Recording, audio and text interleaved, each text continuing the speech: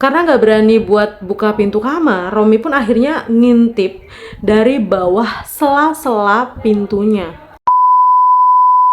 Assalamualaikum warahmatullahi wabarakatuh. Hai, apa kabar? Semoga selalu sehat dan selalu bahagia. Terima kasih sudah klik video ini. Perkenalkan, nama aku Dian. Balik lagi, aku akan menceritakan cerita horor dari internet. Buat kamu yang males baca, ya udah duduk manis aja biar aku yang ceritakan. Seperti biasa, nama dalam cerita ini aku samarkan. Gak usah lama-lama, kita langsung aja ke ceritanya.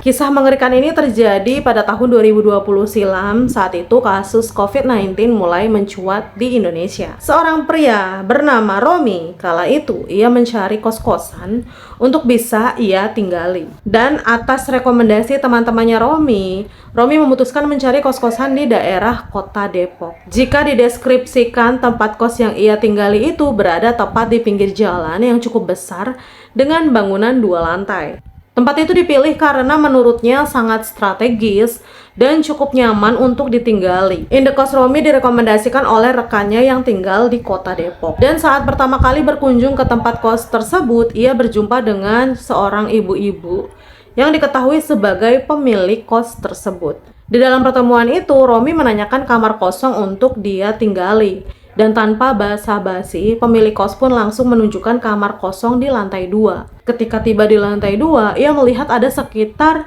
15 kamar yang berada di lantai 2 tersebut dengan posisi yang memanjang dari depan hingga belakang. Karena Romi ini udah cukup lelah, Romi nggak menanyakan penghuni lain di lantai 2 tempat kos itu kepada pemilik.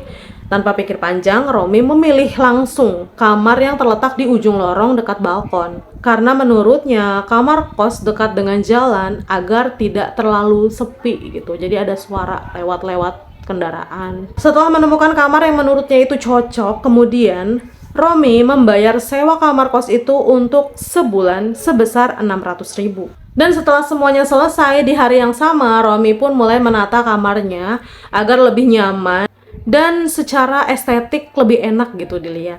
Setelah selesai menata, nggak kerasa matahari pun mulai terbenam. Kejadian aneh pun mulai dialaminya setelah sore berubah menjadi malam. Pada hari pertamanya ia tinggal di kamar kos tersebut, Romi ini mulai heran dengan kamar kos lainnya yang ada di lorong lantai 2. Karena hingga sampai malam tiba, tidak ada satupun penghuni lainnya yang menempati kamar kos di lorong lantai 2. Terlebih lagi, lampu penerangan yang ada di lorong lantai 2 dapat dibilang kayak temaram gitu. Sehingga membuat suasana semakin mencekam.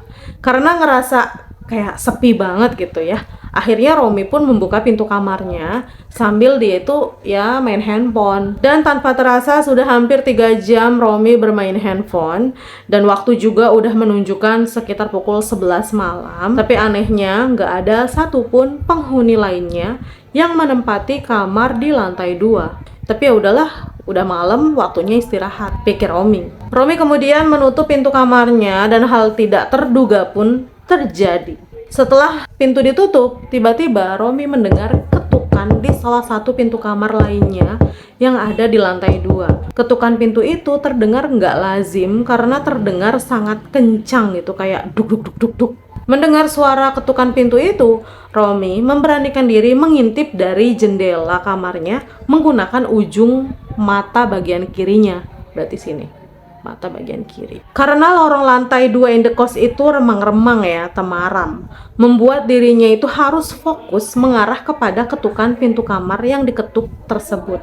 Karena suara ketukan ini semakin kencang tanpa disertai suara panggilan lazimnya kayak orang ngetok pintu gitu, misalnya Tono, tok tok tok tok tok Tono. Ini enggak, cuma ketukan aja, tapi makin lama makin kenceng. Akhirnya Romi memilih untuk mulai membuka pintu kamarnya buat ngecek. Nah ini nih, ngapain sih pakai kepo gitu kan? Baru aja 1 langkah berjalan menuju luar kamar, secara tiba-tiba ketukan pintu pun berhenti.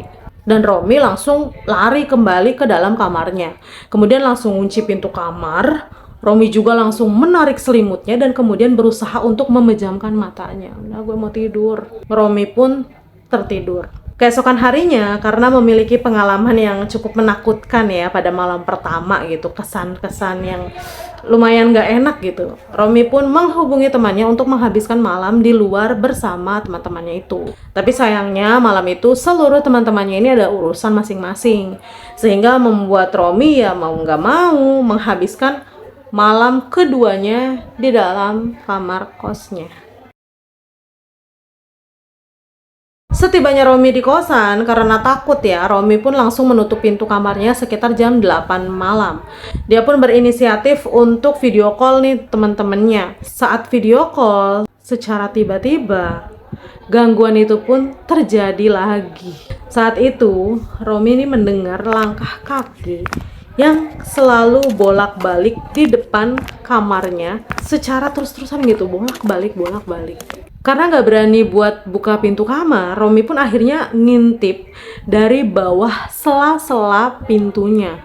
Bener aja, langkah yang Romi lihat ini bukan seperti manusia, karena langkah itu sangat cepat dan selalu bolak-balik di depan kamarnya. Setelah 10 menit diperhatikannya ini di balik pintu, akhirnya langkah itu pun hilang.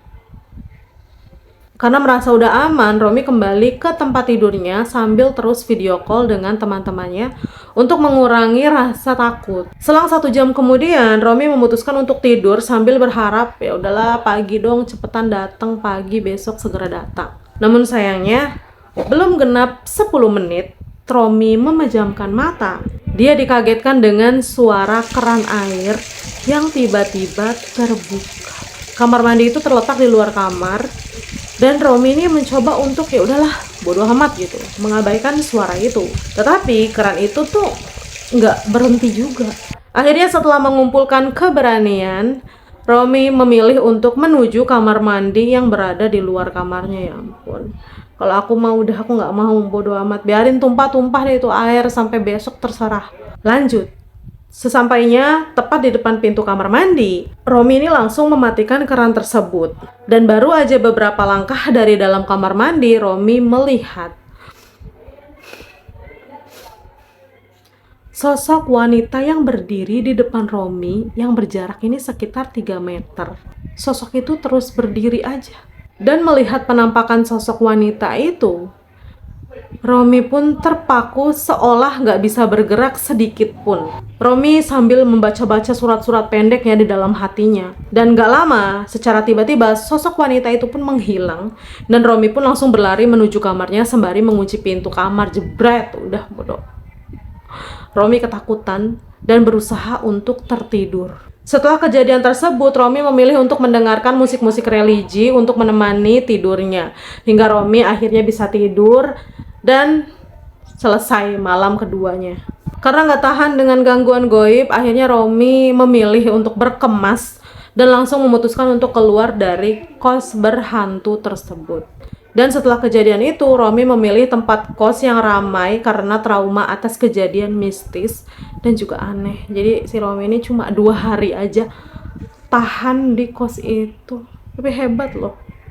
Kalau aku kayaknya 1 hari udah diganggu pun besok lah udah jangan, pigilah kita udah.